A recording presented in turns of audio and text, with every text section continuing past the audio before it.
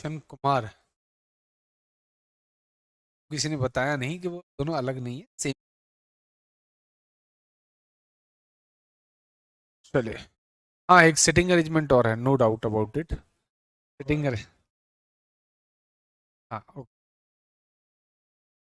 Voice ठीक है, voice ठीक है, ठीक है। ठीक है, आवाज़ सही है तो ठीक है फिर तो। हाँ, आपका एक सिटिंग अरेंजमेंट का आपका एक मसला रहता है। मोस्ट ऑफ द स्टूडेंट कहते हैं कि सर सिटिंग अरेंजमेंट, बेटा लोग सिटिंग अरेंजमेंट के बहुत टिल्लू से क्वेश्चन आते हैं। हालांकि कराऊंगा जरूर, नो डाउट। आपने जैसे बीच बीच में मैं अलग टॉपिक थ्योरेटिकल चल रहा था ना, फिर हम जो इनइक्वलिटी ले आए बिल्कुल वैसे ही करा दो, डोंट वरी। हाँ जी, हाँ। सर आज सपने में? अरे वाह भैया, बढ़िया। चलो, पहले आप जरा इस चैप्टर की शुरुआत कर लेते हैं। आपके कमेंट्स वगैरह मैं थोड़ा बाद में लूंगा, पहले यहाँ देखिए। बेटा पूर्व धारणा होता क्या है? देखो ये शब्द अपने आप अपनी बात बता रहा है। पूर्व धारणा का मतलब क्या होता है? पूर्व में, पूर्व में की गई, पूर्व में की गई धारणा। अब सुनना, सभी बातों को अच्छे से समझोगे तभी इस चैप्टर के आंसर करने में तुम्हें थोड़ी सी राहत मिलेगी, वरना ये चैप्टर आपको उतना ही परेशान कर देगा। पूर्व मतलब पहले, है ना? पहले, पूर्व में की गई धारणा मतलब पहले जो बात सोचकर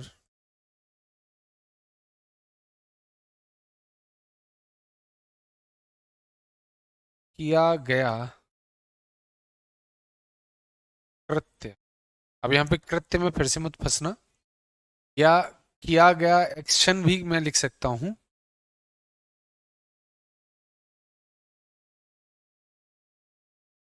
उसको हम पूर्व धारणा कहते हैं।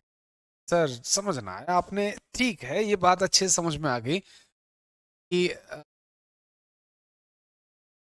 तो बेटा हेडफोन नहीं लगाते हैं वो बात तुम्हारी सही है, लेकिन बेटा इससे ज्यादा तेज अगर मैं लगाऊंगा तो जो बच्चे हेडफोन लगा के उनको सुनाई भी नहीं देगा, वो भग जा, मतलब कान उनके ना फड़फड़ा जाएंगे बुरे तरीके से।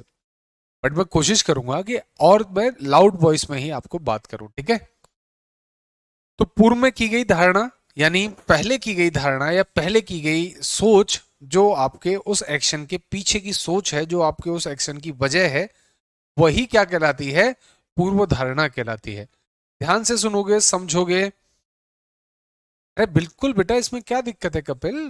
बड़े आराम से, बड़े आराम से बेटा। वो तो मेहनत है। अब चाहे वो तुम रिकॉर्डेड से देख के कर रहे हो, चाहे लाइव में आके कर रहे हो, उससे कोई फर्क थोड़ी पड़ता है। फर्क इस बात से पड़ता है कि आप कितना उस टॉपिक को अच्छे से स्टडी कर रहे हो। अगेन आई रिपीट, इसीलिए मैं कमेंट नहीं पढ़ता हूँ बीच में, फिर कहीं ना कहीं कहानी इधर उधर बदल जाती है, तो पहले सुन लो जरा।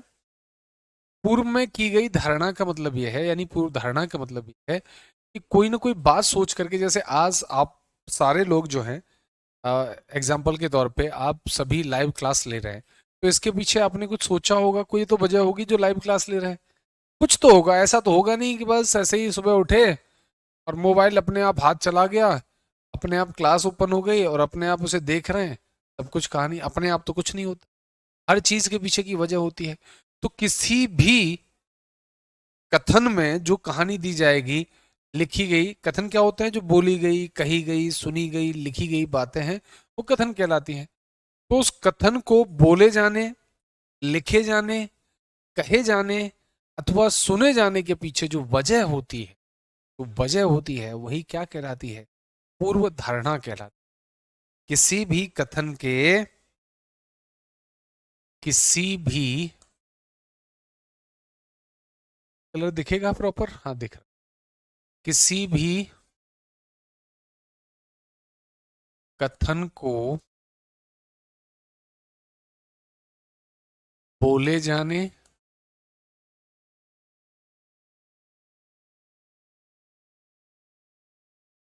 लिखे जाने,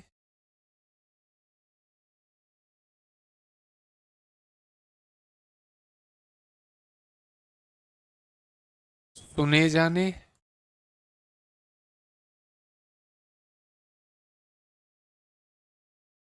के पीछे की जो वजह होती है, के पीछे की मेन वजह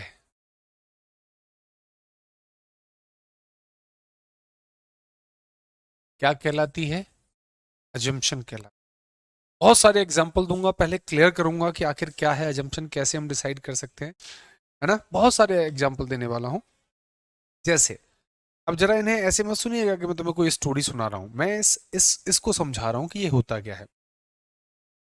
पहले तो एक एग्जाम्पल समझिए कि एक छोटा सा बच्चा है जो शरारत कर रहा है, मतलब शरारत करते रहते हैं छोटे बच्चे, पिल्लू सा, अभी मतलब बस बोलना ही सीखा है हल्का हल्का।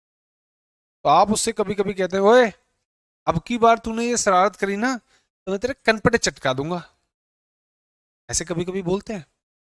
अब जरा एक सेकंड पॉज करिए और अपने आप से पूछिए, आपने उसे यही क्यों बोला?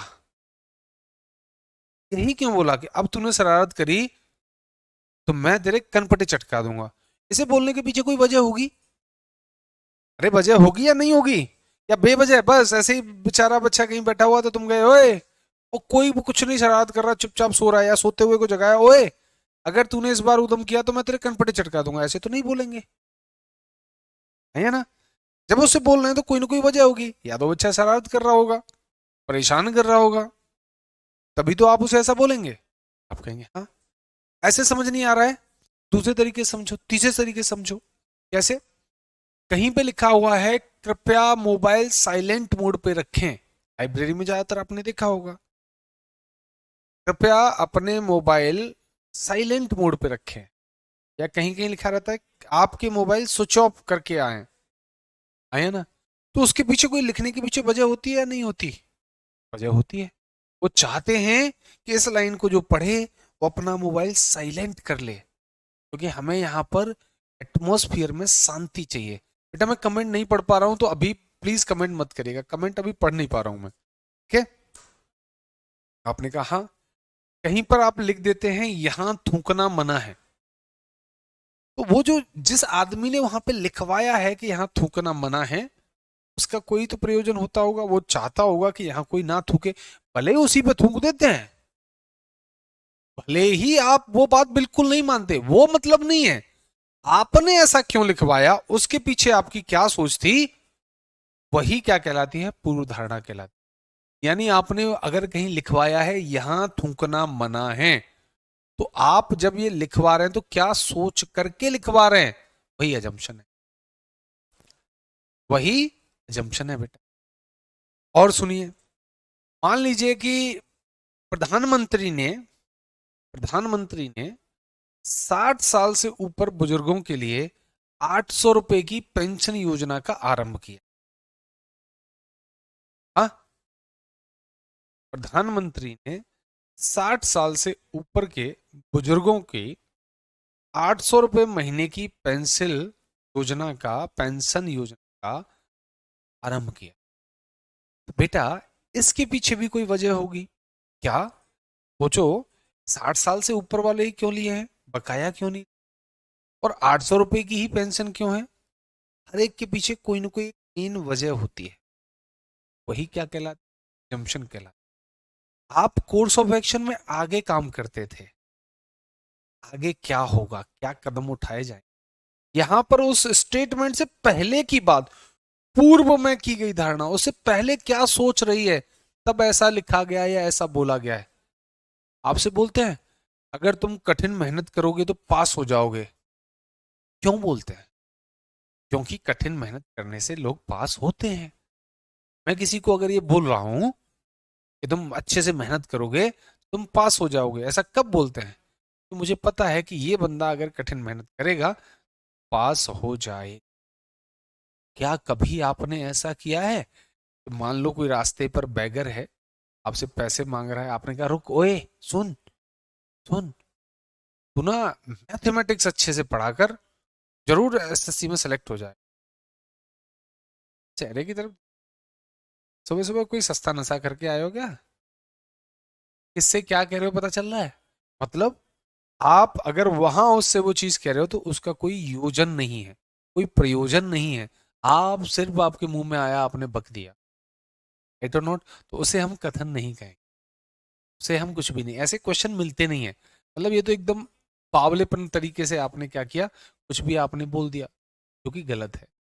अर्थात किसी भी स्टेटमेंट को कहे जाने, बोले जाने या सुने जाने से पहले जो आपके दिमाग में कहानी आती है, वही क्या होती है? क्वेश्चन होती है। अभी जरा ध्यान से एक एक क्वेश्चन पर, हो सकता है अभी दो चार क्वेश्चन पहले स्टार्टिंग में दिक्कत दें, फिर से इसके ये बहुत सारी ट्रिक्स होंगी, चीज़ों को हम लोग पिकअप करेंगे, धीरे धीरे समझेंगे, फिर आगे आपको एकदम कॉन्फिडेंस। लेकिन अभी एक साथ जल्दबाजी मत करिएगा, वरना आप सोचेंगे और फ्रस्ट्रेट होंगे, बोले यार आंसर कैसे कर दिया सर ने। ठीक है, पहले जरा मैं आपको ये बता देता हूँ कि यहाँ पे लिखा क्या है, हालांकि आप पढ़ नहीं पा रहे होंगे, अगर पढ़ पा रहे हो तो भी ठीक है, नहीं पढ़ पा रहे हो तो कोई दिक्कत नहीं है, कोई जल्दबाजी नहीं है। पहले सुनिए ऊपर लिखा क्या है। दिए गए कथन और अनुमानों को ध्यान से पढ़ें और यह मानते हुए कि जो कथनों में जो जानकारी दी गई है वो सत्य है, भले ही वो ज्ञात तथ्यों से भिन्न क्यों ना हो।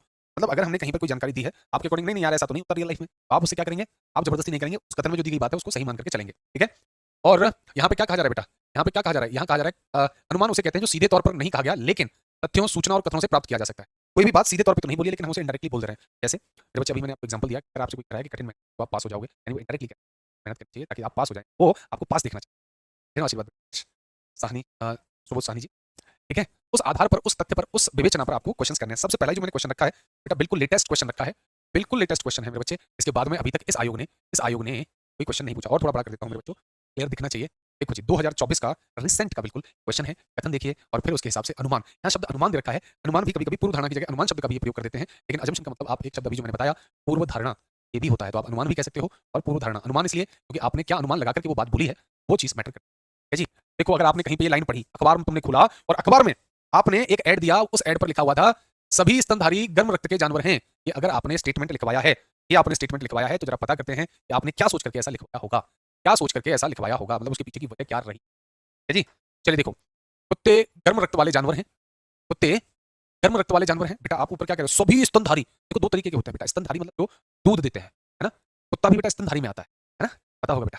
तो ये कुत्ता क्या है, कुत्ता ये बताओ मुझे, कुत्ता स्तनधारी में आता है कि नहीं आता? आप कहेंगे हाँ। तो ये गर्म रक्त वाला जानवर होगा कि नहीं होगा? आप कहेंगे बिल्कुल। स्टेटमेंट ही कह रहा है कि सभी के सभी, कोई भी स्तनधारी हो, वो गर्म रक्त के जानवर तो होंगे ही होंगे। तो कुत्ता जो है गर्म रक्त का जानवर है कि नहीं है, तो आपने पहले देखा होगा कि नहीं देखा होगा? आपने एक आध एग्जाम्पल अपने दिमाग में सोचा होगा, बोला अच्छा ये कुत्ता है, ठीक है, ये भी गर्म रक्त का है। फिर आपने कोई और भी देखा होगा, बोले अच्छा हाँ ये, हाँ ये, हाँ यार ये भी जो है इसी कैटेगरी में आ रहा है, तो आपने कहा ठीक है। तो मतलब आपने तब जाकर के ये फाइनल रिजल्ट कब बनाया होगा, सभी स्तनधारी गर्म रक्त के जानवर, ये कब बनाया होगा? जब आपने हर एक तरीके की कैटेगरी को देख लिया होगा। ऐसा नहीं देखा होगा केवल कुत्ते को देख करके आपने बोल दिया हो कुत्ता गर्म खून का है, तो आपने बोल दिया सारे स्तनधारी। नहीं बेटा, आपने पहले सारे स्तनधारियों को स्टडी किया होगा, कोई ऐसा तो नहीं, कोई ऐसा तो नहीं जो स्तनधारी हो लेकिन गर्म रक्त ना हो, पहले सब देखा होगा। लेकिन आपने एट द एंड आपने पाया, बोले यार सब जितने भी स्तनधारी हैं सब गर्म रक्त के हैं। तो यानी पहला वाला अगर आप देखो तो यस, पहला वाला ये आपने एकदम ऑप्शन करेक्ट पाया होगा। लेकिन ये दूसरे वाले में जो भावनाओं में बह रहे हो ना कि दूसरा सही है, वो गलत है बेटा। सभी गर्म रक्त वाले जानवर स्तनधारी होते हैं, इस बात की गारंटी है। ऐसा भी तो हो सकता है वो केवल जानवर ही होते हैं, सोच के बताओ, इसका गर्म रक्त है, गर्म खून है, वो केवल जानवर है। पक्षियों के बारे में तो कुछ बोला नहीं है। ऐसा नहीं हो सकता कि कुछ पक्षियों की प्रजाति होती हो वो भी गर्म रक्त वाली होती हो। इसे तो आप सिलोजिज्म से भी देख सकते थे, सारे स्तनधारी गर्म रक्त के प्राणी हैं, गर्म रक्त के प्राणी हैं, है ना। अब हमने देखा कुत्ता, कुत्ता भैया स्तनधारी होता है, अगर कुत्ता यहाँ आ रहा है तो ये गर्म के अंदर आ रहा है कि नहीं आ रहा है? आ रहा है। लेकिन मुझे बताओ सारे गर्म खून वाले स्तनधारी के अंदर आ रहे हैं? नहीं, नहीं, समझे? तो इतनी जल्दी आप आंसर अभी पिक मत करो, अब भागो मत, पहले चीज़ों को समझो। आप टाइपिंग करने लग जाते हो, आप कमेंट करने लग जाते हो। मैं कह रहा हूँ पहले चीज़ों को समझो तो सही, कैसे आंसर करते हैं, कैसे अप्रोच करते हैं, ठीक है? हाँ, ठीक है संतोष। तो बेटा सारे के सारे गर्म रक्त वाले जानवर स्तनधारी नहीं, नहीं, नहीं, इनकी गारंटी नहीं ले सकते। सारे के सारे गर्म रक्त वाले जो और भी हो सकते हैं, कुछ ऐसे गर्म रक्त वाले हो सकते हैं जानवर, या जो भी और एक अन्य कैटेगरी है, यहाँ से आपको क्लियर है, सारे गर्म रक्त वाले क्या नहीं हो सकते, स्तनधारी नहीं हो सकते, वहाँ से कह सकते हो। मीन्स दूसरा गलत है, केवल बेटा पहला सही है। कौन सा ऑप्शन है? तो सही ऑप्शन डी। अजीब सा लगेगा, रक्त सभी में गर्म होते हैं। अरे प्रैक्टिकल लाइफ पे नहीं जाना है, स्टेटमेंट के अकॉर्डिंग बात समझनी है। सब में रक्त गर्म होते हैं। अरे ये तो बहुत छोटे छोटे, ये बताओ ये दिख रहा है प्रॉपर? चेक करना ओबीएस पे, ये प्रॉपर दिख रहा होगा इनको। हाँ, देखो ओबीएस पे।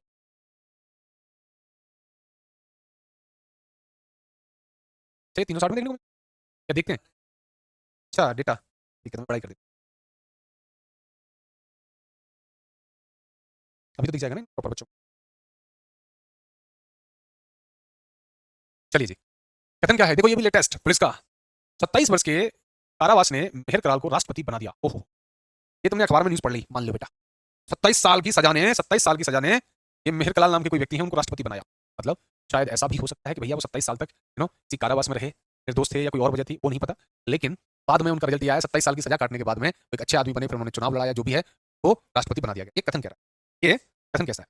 अब पहला देखो अजम्पशन क्या करें, इसके पीछे की क्या वजह हो सकती है कि 27 साल सजा काटने के बाद वो राष्ट्रपति बने, इसके पीछे की क्या वजह हो सकती है? वजह बताओ, वजह क्या हो सकती है? पहली, जो 27 वर्ष तक कारावास में रहेगा वो राष्ट्रपति बनेगा। ओए बावले हो क्या? अरे बेटा कुछ कह रहे हैं ऑप्शन है, तो पहले पूरी बात तो सुन लो यार।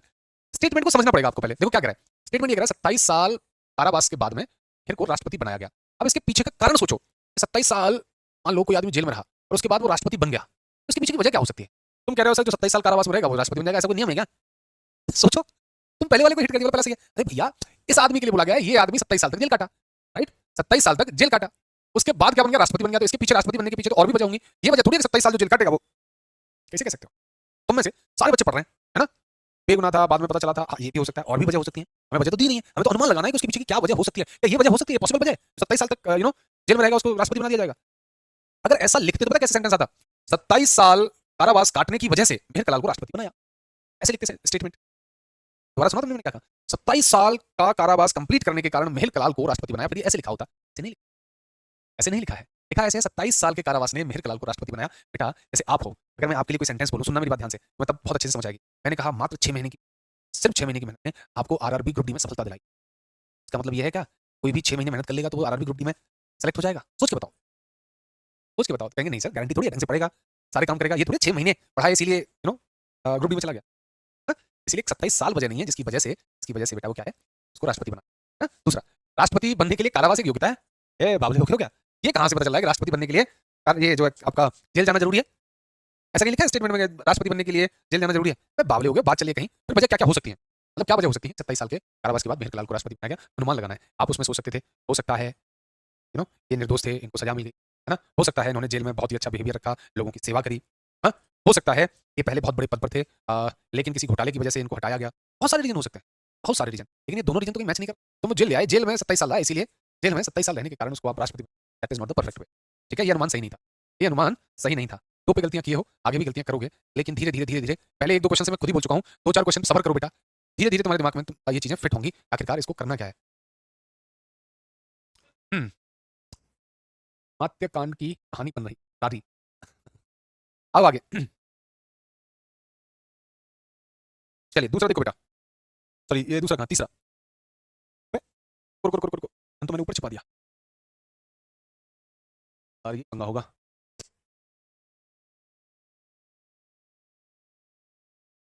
और आगे मैं पढ़ के सुनाता हूं पहले।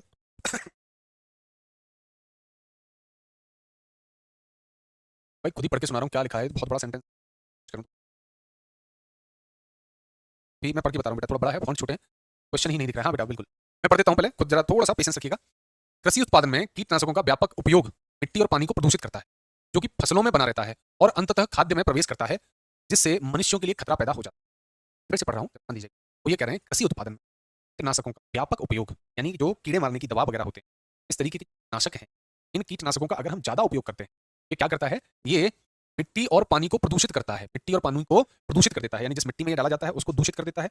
और मेरे भाई ये पानी को भी जो वहाँ पे पानी उनमें दिया जाता है उसको भी प्रदूषित कर देता है, जो कि फसलों में बना रहता है, और ये चीज़ कहीं जाती नहीं है, ये पानी की और मिट्टी के माध्यम से उसी फसल में बनी रहती है, और अंततः खाद्य में प्रवेश करता है। और अंततः वो जो फसल में जो खाद्य हमने बनाया है, गेहूं की फसल उगाई है तो वो गेहूं में जाता है, आलू की फसल है तो आलू में एंटर जाता है, सब्जी की फसल है तो सब्जी में एंटर कर जाता है, जिससे मनुष्यों के लिए खतरा पैदा होता है, जिसके कारण क्या है, हम मनुष्यों के लिए खतरा पैदा हो जाता है। ठीक है, आपने कहा। अब मेरे बच्चे इसके पीछे का जो अजम्पशन दे रखा है वो अजम्पशन देखो। पहला, कृषि उत्पादन में कीटनाशकों का अत्यधिक प्रयोग लोगों के लिए अच्छा नहीं है। जल्दी से बताओ, कीटनाशकों का प्रयोग जो ज्यादा प्रयोग है वो लोगों के लिए अच्छा नहीं है। भाई साहब और कैसे बताइए, यही तो स्टेटमेंट।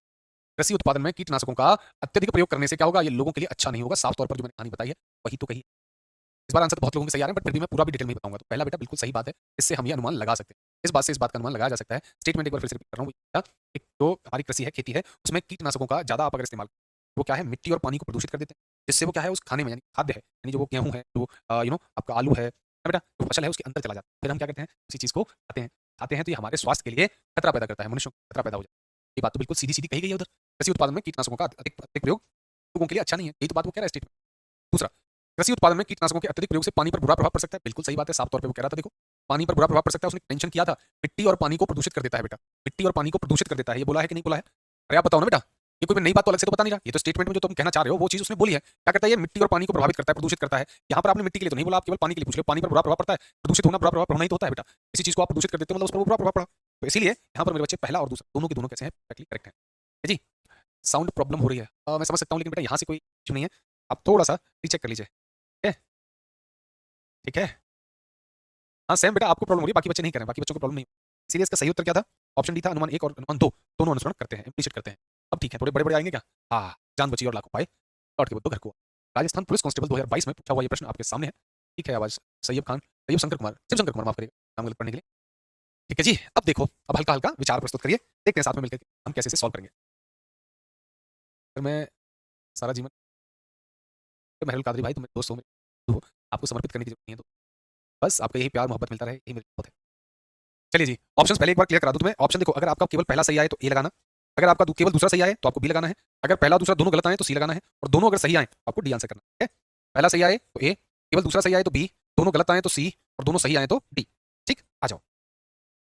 कथन है, उत्पादकता बढ़ाने के लिए सप्ताह में 5 दिन काम करने की अपनाएं।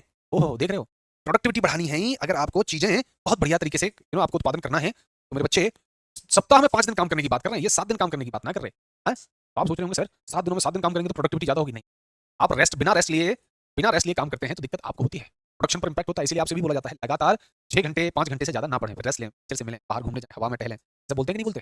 हाँ, तो रेस्ट लेना बहुत जरूरी है। वैसे अगर मान लो 7 दिन में 7 दिन काम कर रहे हो तो कब तक करते रहोगे, कब तक करते रहोगे, कभी ना कभी थकोगे, और थकोगे तो आपकी प्रोडक्टिविटी डाउन हो जाएगी। चलिए, बात तो सही कर रहे हैं, लेकिन ऐसी बात कहीं कब जाती है? यही मैं तो बता रहा था कि ऐसे हो जाता है, ऐसे हो जाता है, इस वजह से हम ऐसा नहीं करते। मतलब ऐसी लाइन किसी को बोल रहे हो, किसी को तुम गए, ऐसे समझो बिल्कुल बच्चों की तरह, किसी को तुम गए बोले सुन, सप्ताह में 7 दिन काम मत किया कर, 5 दिन काम किया, तो ये किसी को तुम सलाह दे रहे हो तो इसके पीछे कोई वजह होगी, कुछ तो वजह होगी। वो वजह क्या है, और इस बात से तुम क्या अनुमान लगा सकते हो, कोई सुने तो इस बात से वो क्या समझ पाएगा कि ये क्या कहना चाह रहा है। वो सब चीजें assumption में चली जाती है। देखो पहला पहला वाला देखो मेरे बच्चे, उत्पादकता सीधे तौर पर एक सप्ताह में कार्य दिवसों की संख्या से संबंधित है। अरे ये क्या कह रहा है, क्या कह रहा है ये, उत्पादकता सीधे तौर पर एक सप्ताह में कार्य दिवसों की संख्या से संबंधित है। क्या तुम ये लाइन समझ पा रहे हो, कहना क्या चाह रहा है बेटा? ये कहना चाह रहा है कि देखो साहब, प्रोडक्शन इस बात से डिसाइड होता है, प्रोडक्शन इस बात से डिसाइड होता है कि आप कितने दिन काम कर रहे हो। नहीं जी, अगर इससे डिसाइड होता तो तुम 7 दिन काम करने के लिए बोलते। सेंटेंस में क्या बोला गया है, 7 दिन में से केवल 5 दिन काम करो, 2 दिन का रेस्ट तो चाहिए ही चाहिए, तब प्रोडक्टिविटी बढ़ेगी। और कोई कहे तो भाई 7 दिन में से 7 दिन काम करो तो प्रोडक्टिविटी नहीं बढ़ेगी, क्या सोचो यहाँ? तो आपका अमूमन सबका विचार होता है सर जो 7 दिन काम करेगा, जो 7 दिन काम करेगा, अभी तुम्हारे ऊपर भी बताऊंगा, फिर तुम कहोगे हाँ, अगर कोई 7 दिन काम करेगा मुझे ज्यादा काम कर लेगा। तुम में से सारे बच्चे 8-8 घंटे पढ़ रहे हैं, लेकिन ऐसे ही पढ़ रहे हैं पढ़गस्ती करते हुए, लेकिन एक बच्चा है वो 8 घंटे नहीं पढ़ता, केवल 4 से 5 घंटे पढ़ता है, लेकिन शिद्दत के साथ पढ़ता है, रुक रुक के पढ़ता है, तसल्ली से। जब उसे लगता है भाई अभी मुझसे मतलब मेरे दिमाग में चीजें एंटर नहीं कर रही हैं, वो 10 मिनट का रेस्ट ले लेता है, आधे घंटे का रेस्ट लेता है, उसके बाद जब उसका मस्तिष्क स्थिर होता है फिर आ जाता है, तो वो ज्यादा अच्छा रिजल्ट देगा, या जो लगातार 8 घंटे बैठ करके पढ़ रहे हैं वो ज्यादा रिजल्ट अच्छा देगा। बेटा प्रोडक्शन का जो मेन गेम होता है मेरे बच्चे, प्रोडक्शन का आपकी कैपेसिटी पर डिपेंड करता है, टाइम पर डिपेंड नहीं करता। अगर आप अच्छे आप कह सकते हैं आप बेहतर कार्य करने वाले हैं, दक्षक हैं, आप रेस्ट ले लेके काम कर रहे हैं, आप उस कार्य को बखूबी कम समय में कर दोगे, लेकिन लगातार कर रहे हैं, हाँ लगातार कर रहे हैं बेटा, अगर आप थक गए तो उसके बाद उसे कर नहीं। यहाँ पर जो था ना, ये इस लाइन का जो मीनिंग समझेगा, थोड़ा सा फंसा के दिया है जबरदस्ती। उत्पादकता बढ़ाने के लिए सप्ताह में 5 दिन काम करने की नीति अपना, मतलब अगर आपने सप्ताह में ज्यादा काम करना है, अब रुक रुक के काम करें, तब 2 दिन की छुट्टी मिले, वैसा नहीं लगातार 2 दिन। ये बुद्धि पे जोर मत डालना, 2 दिन की छुट्टी का मतलब ये नहीं सैटरडे संडे 2 दिन लगातार छुट्टी, ये मतलब नहीं। 5 दिन काम करने की नहीं, भाई पहले 3 छुट्टी रखो, फिर 1-2 दिन काम कर लो, फिर छुट्टी करो, इससे आपकी प्रोडक्टिविटी बढ़ेगी। मेरी बात बोल रहे हो ठीक है, तो उत्पादकता सीधे तौर पर दिनों से संबंधित नहीं, ये आपके रेस्ट प्लस काम करने की नीति पर संबंधित है। आप डायरेक्टली बेटा इसे नहीं कह सकते। और अगर आप 7 दिन लगातार काम कर रहे हो, घर वालों को कब समय दोगे, अपने लिए कब समय दोगे, कैसे काम चलेगा, जिंदगी कब तक चलाओगे ऐसे? Good afternoon Ranveer Singh. दूसरा, सप्ताह में 6 कार्य दिवसों की व्यवस्था में लोग कड़ी मेहनत नहीं करते, ऐसा भी नहीं है। कोई ये भी नहीं कह रहा है जो सप्ताह में 6 दिन काम करते हैं वो मतलब निठल्ले तरीके से काम करते हैं, इस बात की भी गारंटी ना है। हाँ? जो सप्ताह में 6 दिन, जैसे अभी मैंने कहा कि आप में से बहुत सारे बच्चे 8 घंटे पढ़ रहे हैं, तो क्या मैं इस बात की गारंटी ले सकता हूँ कि सारे के सारे निकम्मे होंगे, पढ़ ही नहीं रहोगे मन से? ऐसा तो नहीं है, तो मन से नहीं पढ़ रहे होंगे। लेकिन एक एवरेज एक आइडिया बताया जाता है, साहब अगर आप रुक रुक करके पढ़ेंगे, मतलब पॉज ले लेके पढ़ेंगे, आप ज्यादा इफेक्टिव काम कर पाएंगे।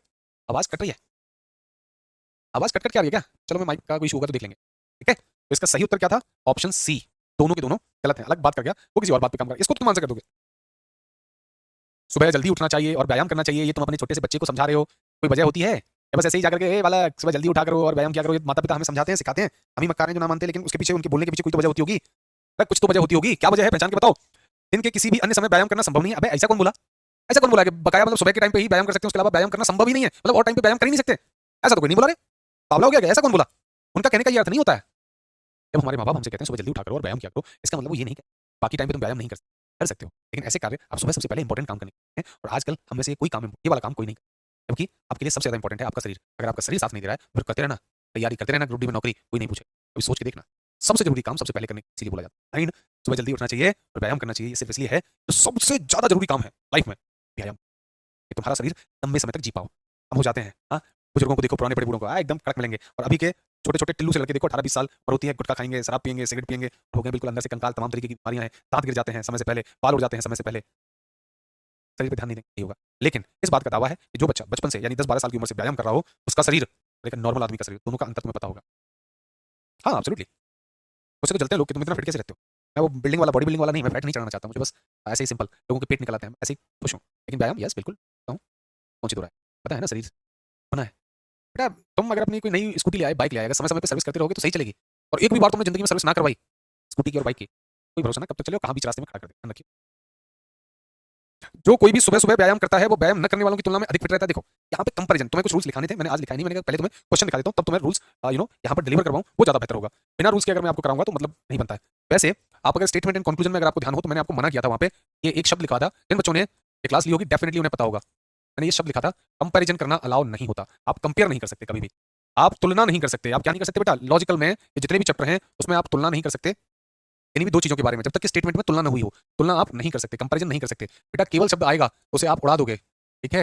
हमेशा शब्द आएगा आप उसे उड़ा दोगे। ये सब कुछ पॉइंट वहां जो लिखे थे वो पूरे लॉजिकल के लिए थे। तो यहाँ पर मेरे बच्चे बात तो सही है, लेकिन आप इस बात की गारंटी नहीं ले सकते जो व्यायाम करने वाला है वो दूसरों से 100%, 100%। ये कहाँ की बात कर रहा है, सुबह सुबह जो व्यायाम कर रहे हैं बेटा, बात को समझना। ये कह रहे हैं जो सुबह सुबह व्यायाम करता है वो दूसरों से ज्यादा फिट रहता है। तो यार सुबह सुबह तुम कर रहे हो आधा घंटा, लेकिन कोई एक बंदा है जो सुबह नहीं करता, शाम को जिम करता है, तुमसे ज्यादा बेहतर मेहनत करता है। आई बात समझ, तुम तो करते हो आधा घंटा व्यायाम सुबह सुबह, और एक बंदा है जो शाम को मेहनत कर रहा है, लेकिन ज्यादा मेहनत कर रहा है, 2 घंटे 3 घंटे बहुत मेहनत कर रहा है शरीर पे। आप उससे ज्यादा फिट कैसे हो जाओ, बोलो। हमारे कुमार सर को ले लो, कुमार सर कभी भी मॉर्निंग में, जनरली मैंने उनका रूटीन नहीं देखा है, मॉर्निंग में वो जिम नहीं करते हैं, लेकिन नून में कर लेते हैं, कभी इवनिंग कर लेते हैं। और जब उन्हें गुस्सा आता है या किसी बात से वो थोड़ा सा थोड़ा सा कह सकते हैं एक तरीके से, थोड़ा सा भी अगर हल्का सा भी गुस्सा होता है तो वो गुस्सा जाकर जिम पे निकाल देते हैं। तो इनके कंपेरिजन में सुबह सुबह जिम कर रहे हैं या सुबह सुबह जो व्यायाम कर रहे हैं, कंपेरिजन कर सकते हैं, सकते हैं। तो जी मैं कोई नशा नहीं करता हूँ पर व्यायाम भी करता हूँ, फिर भी। अरे भैया पतला होना, यार ये क्या कह रहा है बालक, पतला होना तो अच्छी बात है भाई, अच्छी बात है। ये तुम्हें कुछ समय बाद समझ में आएगी। जनरली क्या है, हम लोगों के आइडल कौन, सलमान खान फलाने, बुढ़ापे में इन पे ना चला नहीं जाएगा। लेकिन वो इसलिए बचा हुआ है क्योंकि मेहनत करते हैं। लेकिन कुछ समय और जाने दो, फिर देखना क्या। पतला तो यार इंसान बहुत, विराट कोहली को देखो, विराट कोहली चर्बी नहीं बढ़ा सकता था। अगर वो सेविंग हटा देना तो ऐसा लगेगा बिल्कुल पिचके पिचके गाल से उसके। तो पतला होना तो कुछ समय बाद तुम्हें पता चलेगा, अभी तुम यूथ में हो तब कहोगे यार पतला होना ठीक है, बहुत सही है। पेट लेके घूमते ना, बीमारियां लेके घूमते। तो सुबह सुबह जो व्यायाम कर रहा है वो गारंटी नहीं है कि जो बकाया टाइम पे व्यायाम करते होंगे उनसे अधिक फिट होगा, इस बात की आप गारंटी नहीं दे सकते। हाँ पतला सही है, नवीन भी कह रहा है, देखो ये भी कह रहा गलत रहा, ठीक है। दुबला पतला ये सब तुम्हारे दिमाग में चलता है, फिर भी बच्चा, ठीक है, आया ना। तो चलो अभी 5 ही क्वेश्चन रखते हैं, इसके अलावा कल क्लास जब भी नेक्स्ट क्लास होगी उसमें इसके रूल्स पहले लिखवाऊंगा। तुम में से बहुत सारे बच्चों ने स्टेटमेंट एंड कंक्लूजन अच्छे से ना दिखाओ, करूंगा हमने तो सब वो क्लास ली नहीं, हम कैसे करें रूल्स को, तो उनके लिए भी सुविधा है। अगली क्लास में पहले आपको पहले पूरा पॉइंट लिखाऊंगा, उसके बाद में क्वेश्चन कराएं, मजे से उनको यूज करोगे, ठीक है। मिलते हैं नेक्स्ट क्लास में, ख्याल रखिए।